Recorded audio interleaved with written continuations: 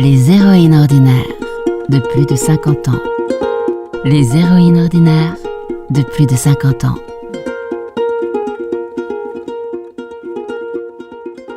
Aujourd'hui, je suis allée à la rencontre de Martine, 70 ans, thérapeute holistique. C'est une petite femme fine aux cheveux gris clair, l'allure sportive et juvénile qui m'a accueillie. J'ai appris, en sa compagnie, des choses sur sa résilience, sur la médiumnité, sur les soins quantiques et autres pratiques qu'elle continue à exercer, et c'est toute reboostée que je suis partie, encore une fois, surprise par la vitalité de cette femme inspirante. Donc Martine, quel âge avez-vous ? J'ai 70 ans.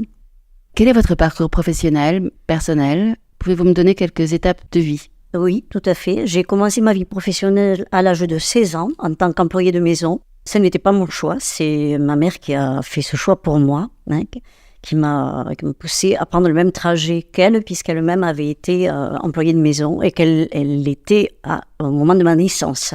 Voilà. Au niveau professionnel, j'ai commencé à 16 ans. Je suis restée 4 ans environ en tant qu'employée de maison. Donc j'étais responsable totalement d'une maison, la nourriture, tout.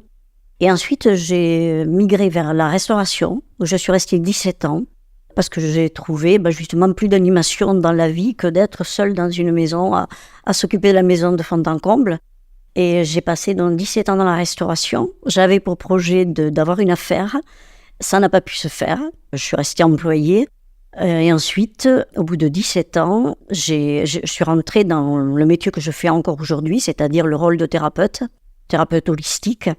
La forme a changé, évidemment, en 40 ans, mais le fond a été toujours le même, c'est-à-dire redonner, aider les personnes à se recentrer, les aider à retrouver du bien-être, à se réaxer, à se retrouver aussi, et à nettoyer leur blocage, c'est-à-dire que j'ai accompagné pendant quasiment 20 ans la décristallisation des mémoires transgénérationnelles et ensuite karmiques. Voilà. Et donc, ça fait maintenant 22 ans que je donne des soins corporels. Et plus récemment, depuis le Covid, depuis 2020, je procède à distance avec des personnes qui m'appellent un peu de partout par le bouche à oreille. Et donc, je procède à ce que j'appelle des lectures d'âme, qui sont aussi des soins quantiques, qui ont la même finalité que finalement les soins que je fais sur le corps. Comment vous êtes arrivée donc au métier de thérapeute ? Vous avez fait une formation ? Alors oui, j'ai fait quelques formations. J'ai fait une formation courte en PNL, en sophrologie. J'ai surtout continué à me faire superviser, à travailler sur moi toute ma vie. Le massage, non, je ne me suis pas formée au massage. C'est quelque chose qui est venu naturellement, alors que j'animais des ateliers et des stages, ce besoin de toucher les personnes. Pourquoi je n'ai pas fait de formation ? Parce que j'ai un parcours qui est plutôt un parcours auto-initiatique. C'est-à-dire que comme je suis médium, canal, en fait, je reçois les informations et donc les choses me viennent directement, si vous voulez. Voilà. Purement par intuition. D'accord. Voilà. Quels obstacles avez-vous rencontrés dans votre vie ou pas ? Alors, beaucoup d'obstacles. J'ai eu une vie assez laborieuse, qui a commencé très jeune, puisque ma mère étant fille-mère, m'a placée en nourrice. À l'époque, on appelait les gens qui recevaient la nourrice. Et donc, j'étais passée à l'âge de 2 mois, et elle m'y a laissée jusqu'à l'âge de 9 ans et demi, tout simplement parce qu'elle était employée de maison, et célibataire, voilà. Et elle m'a récupérée à l'âge de 9 ans et demi. Donc, pour moi, ça a été une tragédie. Ça a été même très traumatisant. D'abord parce que je n'ai pas été préparée à l'avance, et ensuite parce que ce n'était pas ma volonté. Voilà. Et je suis restée, on va dire, dans le giron maternel jusqu'à l'âge de 16 ans, c'est-à-dire jusqu'à ce qu'elle me place à nouveau, mais cette fois-ci comme employée de maison. Et ces 7 années passées avec elle, je peux le dire, ont été un enfer. Voilà. Parce que ma mère avait vraiment des gros problèmes psychiques. Et donc, elle était violente, elle était insultante, voilà, ça a été. Et finalement, on a enlevé à ma mère ses droits maternels quand j'ai eu 18 ans. Et j'ai dépendu de la DAS jusqu'à l'âge de 21 ans. D'accord. Voilà, donc pendant que j'étais encore employée de maison. Donc, mon enfance a été cassée en deux, en fait. Voilà, c'est comme si mon enfance s'était arrêtée à l'âge de 9 ans. Et dès l'âge de 9 ans, en fait, j'avais la perception déjà de la souffrance du monde. à travers mes proches, parce qu'on était dans une petite ville, mais à travers mes proches, j'ai une perception très poignante et directe de la souffrance. Et dont, à l'âge de 9 ans, déjà, j'avais cette impulsion à soigner, à soulager. Voilà. Je l'ai retrouvé beaucoup plus tard. En fait, j'ai demandé pour mes 9 ans, c'est-à-dire au moment de ce changement majeur, une trousse d'infirmière. Donc c'est après en thérapie que j'ai retrouvé que, en fait, ma vie était tracée, que finalement, cette impulsion à donner du soin, de l'attention, de l'enveloppement, c'est parti de très jeune. Voilà. Et donc, voilà. Et je n'ai pas eu d'adolescence, du tout. Voilà. Comment vous êtes-vous rendu compte de vos dons, en fait? Vous dites que vous êtes médium. Mes dons ont émergé d'un choc. C'est-à-dire que ce qui a été difficile aussi pour moi, c'est que j'ai eu des deuils précoces. C'est-à-dire que d'abord, j'ai été séparée de ma nourrice et de son mari à l'âge de 9 ans et demi. Et maman était quelqu'un d'enfermant parce qu'elle était jalouse de l'amour que je portais à ces gens-là. Et donc, j'ai découvert 2 ans après qu'il était mort, donc j'avais 11 ans. Voilà, et donc sans que j'ai pu accompagner, ni même le revoir avant. Ensuite, à 21 ans, alors que j'étais enceinte de mon fils, j'ai perdu ma nourrice. Elle est décédée. Et troisième deuil qui a été la goutte qui fait déborder le vase et le déclencheur, j'ai perdu ma meilleure amie dans un accident de voiture. Voilà. Et donc, après une période assez courte de prostration, je commençais à me poser des questions sur la mort, sur le sens de la vie, sur pourquoi elle, pourquoi pas moi. Parce que moi, j'ai été dépressive depuis l'âge de 9 ans. D'accord. J'ai été dépressive de l'âge de 9 ans à l'âge de 30 ans. Malgré le grand bonheur, ce qui est venu, on va dire, transformer mon état intérieur, ma vision du monde, ma relation avec la vie, tout simplement, c'est la naissance de mes enfants. C'est-à-dire que sur le deuil de ma nourrice, mon fils est né. Donc ça a été ma première grande joie depuis cette séparation précoce. Et je dirais mon grand bonheur, c'est la naissance de mon fils que j'ai désiré, bien sûr, et 3 ans après, de ma fille. Voilà. Donc en fait, quand je suis devenue maman, ma vie a commencé vraiment à prendre tout son sens. Et ce sens est accentué quand ma meilleure amie est morte dans un accident de voiture, c'est-à-dire juste après en fait, parce que c'est là que se sont déclenchés mes dons. Ouais, on dit souvent que les dons se déclenchent quand il y a un choc, un burn-out, un divorce, enfin un événement traumatique justement. Et c'est là que ça a émergé, sous forme de voix, de vision. Je ne peux pas dire que ça a été confortable pour moi. Oui, comment vous avez vécu ça? Mal sur le moment, c'est-à-dire que j'ai eu peur, j'ai eu très peur, je me suis demandé si je perdais la raison, je ne pouvais pas en parler à mon environnement parce qu'il n'avait pas la réceptivité pour écouter, il avait peur lui-même, il se disait elle pète un plomb, voilà, donc je me suis repliée sur moi et je me suis adressée à des professionnels, voilà, qui eux-mêmes avaient des dons de guérison, de clairvoyance, et en fait j'ai été clairvoyante et clairaudiente, et je le suis toujours, voilà. C'est ça qui a guidé ma vie après. À partir de l'apparition de votre don, vous êtes formée pour devenir thérapeute. À partir de l'apparition de mes dons, j'ai commencé à me prendre en charge au point de vue santé par des thérapies holistiques, naturelles, parce que j'étais bien consciente que j'avais besoin de ce soutien extérieur que je n'avais pas reçu dans la famille et que je n'avais pas non plus du point de vue des amis. Et je n'ai jamais arrêté depuis. C'est-à-dire que je ne suis jamais sortie du chemin thérapeutique.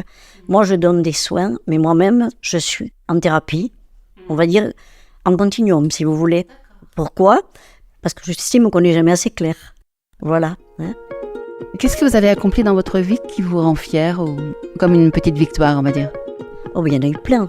Avant même la victoire, c'est le bonheur d'être maman, ça c'est sûr.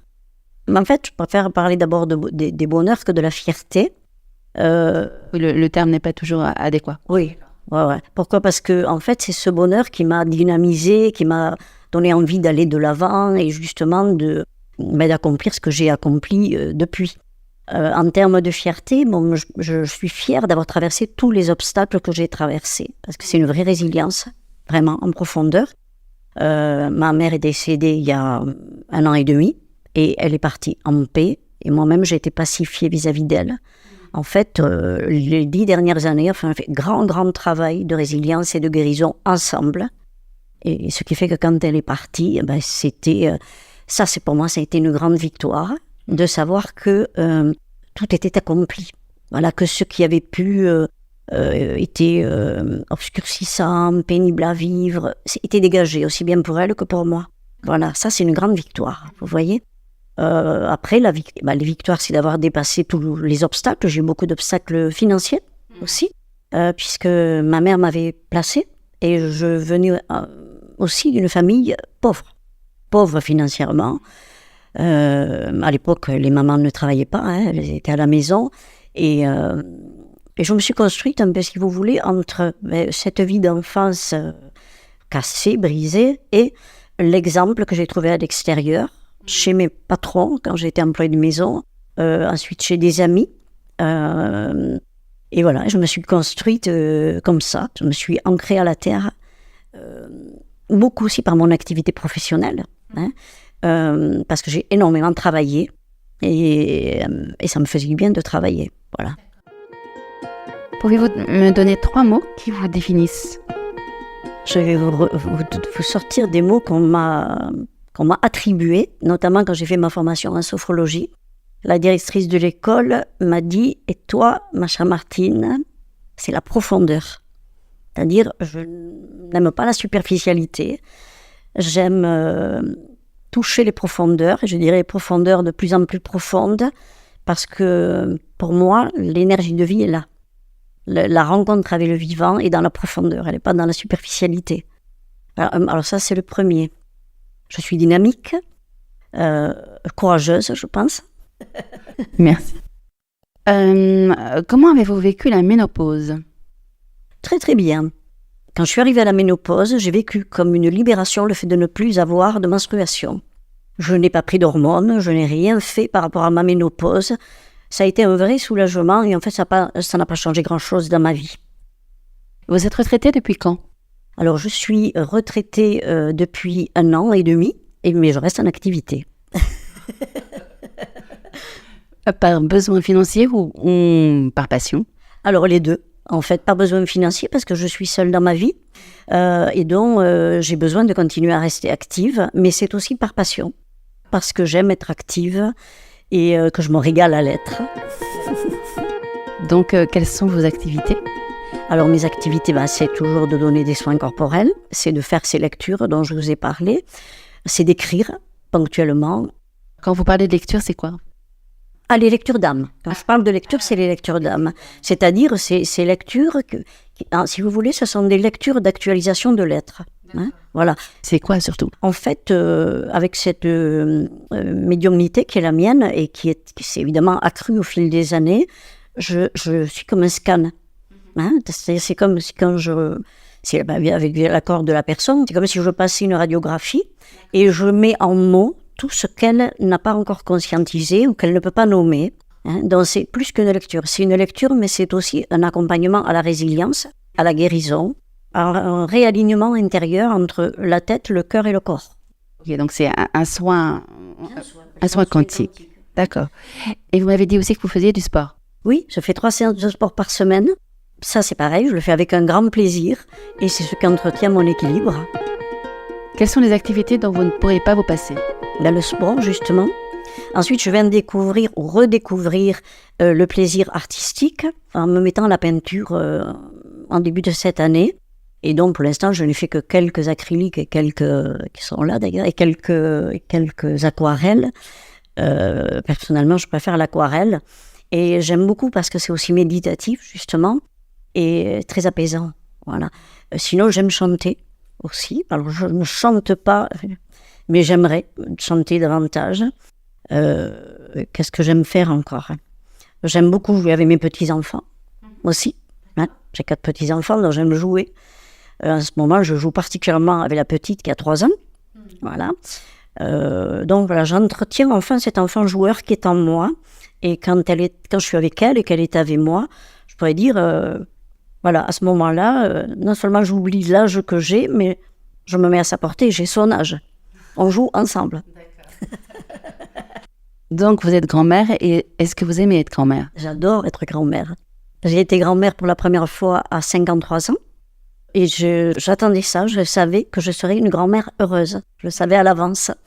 Et donc, je nourris beaucoup la relation avec mes petits-enfants. C'est très important pour moi et pour eux aussi, bien sûr. Parce que je ressens que les grands-parents ont quelque chose à transmettre aux petits-enfants que ne peuvent pas leur transmettre leurs parents.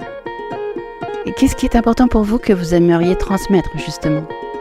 Ce que j'aimerais transmettre, c'est mon goût et ma passion pour la vie. Parce que c'est le cas. Je suis sortie de la dépression à l'âge de 30 ans. D'ailleurs, j'en suis sortie de moi-même. Ça, vraiment, c'est important pour moi de le partager. Parce qu'il y a beaucoup de gens qui sont dépressifs, qui subissent leur vie. Et moi, je peux dire que je l'ai subi jusqu'à l'âge de 30 ans. Et je suis sortie de la dépression quand j'ai découvert ce que j'appelais à l'époque ma mission de vie. Mais en fait, ma vocation, ma véritable vocation. À partir de ce moment-là, c'est comme si j'avais laissé la dépression derrière moi et elle n'est jamais revenue. Justement parce que j'avais trouvé le sens le plus profond de ma vie. Parce que on est mère un certain temps, on est grand-mère un certain temps, mais l'être que l'on est dans ce qu'il a à transmettre, ça peut se prolonger toute la vie et très tard. Et d'ailleurs, ce que j'espère, c'est de pouvoir œuvrer jusqu'à mon dernier souffle. J'ai eu des exemples de personnes qui l'ont fait, qui ont œuvré jusqu'à l'âge de 85 ans et qui sont morts juste après. Et moi, j'aspire à ça. Comment vivez-vous le vieillissement, le fait de vieillir? Alors, je ne me sens pas vieillir. J'ai même l'impression de me régénérer et de rajeunir. D'ailleurs, puisque je vais à la salle de sport, j'ai fait un scan justement la semaine dernière. Et mon âge métabologique, d'après la machine, c'est 55 ans et pas 70 ans. Alors, ça met du baume au cœur. Ça donne envie de continuer. Est-ce que vous avez l'impression que le regard des autres sur vous change en vieillissant? Alors, honnêtement, je ne m'en préoccupe pas. Je ne m'en suis jamais préoccupée. Parfois, je perçois dans le regard de mes enfants leur étonnement. Parce que pour eux, maman, elle devrait se reposer, elle a l'âge. Et donc, dès qu'ils voient que j'ai une nouvelle idée, une nouvelle activité en tête, un nouvel élan vital, ils sont dans l'étonnement. Et qu'est-ce que le fait de vieillir vous apporte? Vous avez peut-être déjà répondu à cette question. Le fait d'avancer en âge, enfin je supprime des mots, vous voyez. Donc le fait d'avancer en âge, pour moi, c'est l'occasion de grandir en sagesse, en maturité, en profondeur, en autonomie encore, curieusement, dans le sens d'être de plus en plus libre, d'œuvrer quand j'ai envie, comme j'ai envie, avec qui j'ai envie. Comme ça n'a pas toujours été le cas, c'est ce qui m'anime. Ensuite, ce qui me pousse de l'avant, effectivement, c'est que c'est à la fois le besoin d'être utile et de sentir qu'il y a une réelle utilité à ce que je fais. Voilà, donc ça, c'est très motivant. Et quel est votre public dans votre... Toute catégorie.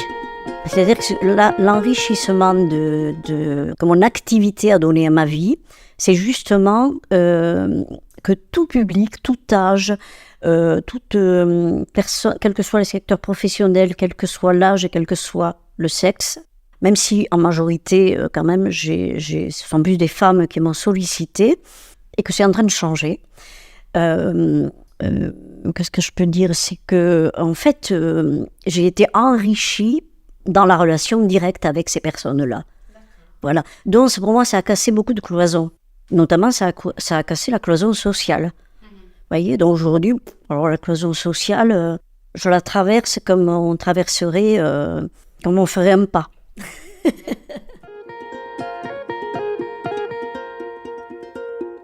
Et quelles ont été les femmes inspirantes de votre vie, s'il y en a eu? Oui, mais il y en a eu. Alors, je ne peux pas dire que ça soit maman, parce que j'ai été beaucoup en réaction et je me suis distanciée d'elle. Mais je peux dire quand même qu'elle a été dans la fin de sa vie. Parce que je l'ai vue métamorphoser. Voilà, et donc j'ai découvert une autre personne.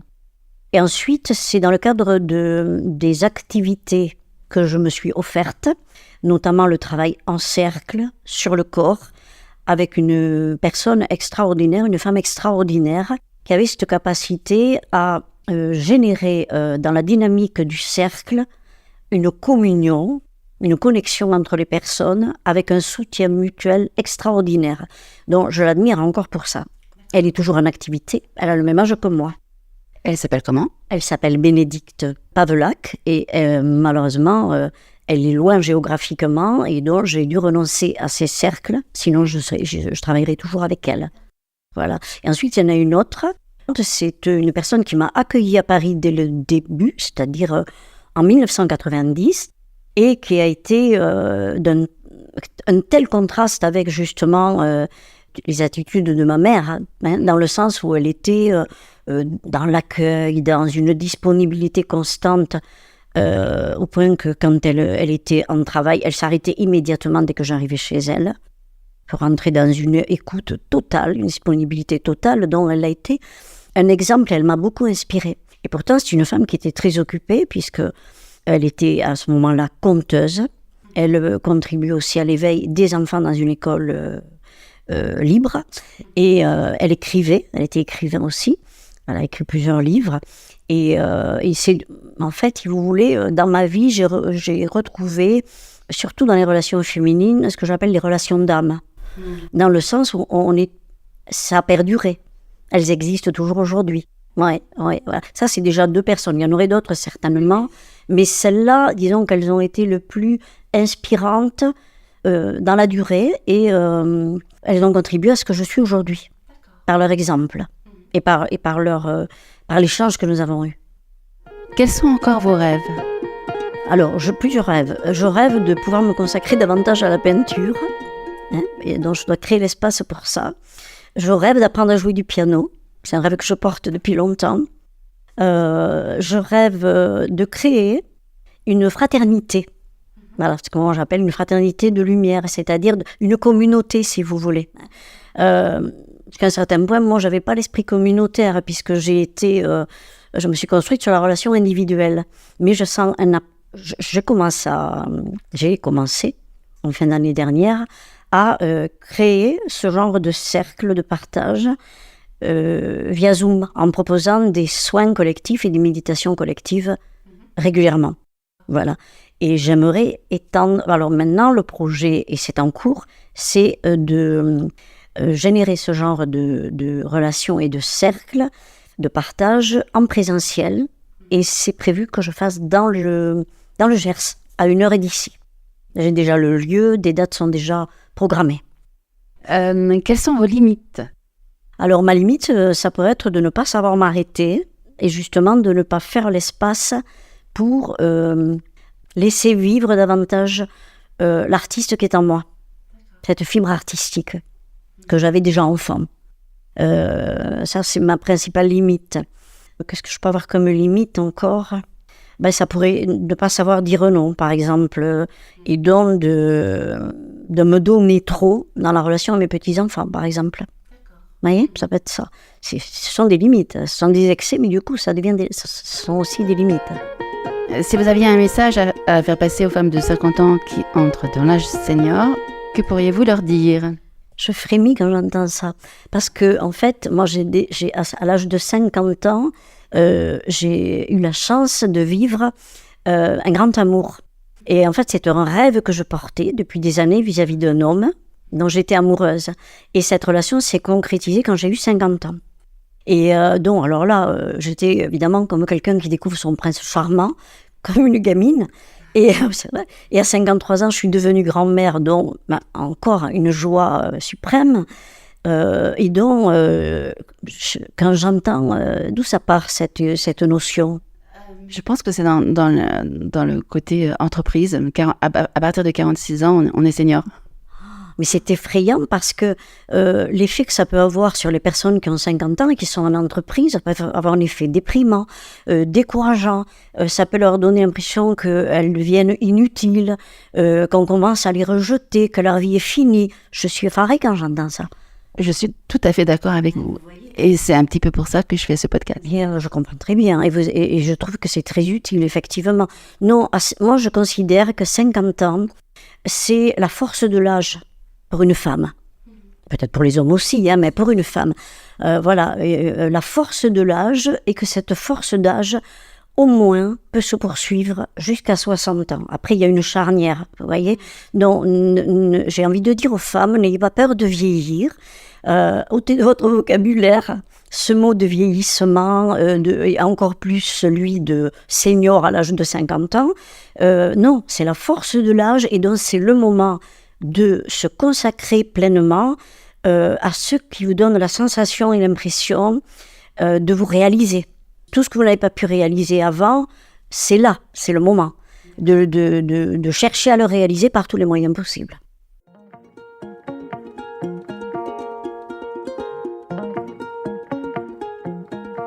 Comme Martine, prenons la vie du bon côté. Haut les cœurs. Si vous avez aimé ce podcast, partagez-le. Abonnez-vous, laissez des commentaires, etc. Il ne sera pérenne que s'il atteint une certaine audience. Il est disponible sur toutes les plateformes de podcast, Apple Podcasts, Spotify, Deezer, etc. Si vous souhaitez contribuer financièrement à ce podcast, il y a une cagnotte Ulule. Le lien est dans l'intro. La semaine prochaine, j'irai à la rencontre de Shula, 74 ans, traductrice et chanteuse de jazz, musicienne, et nous partagerons un peu de sa fantaisie, toute franco-britannique.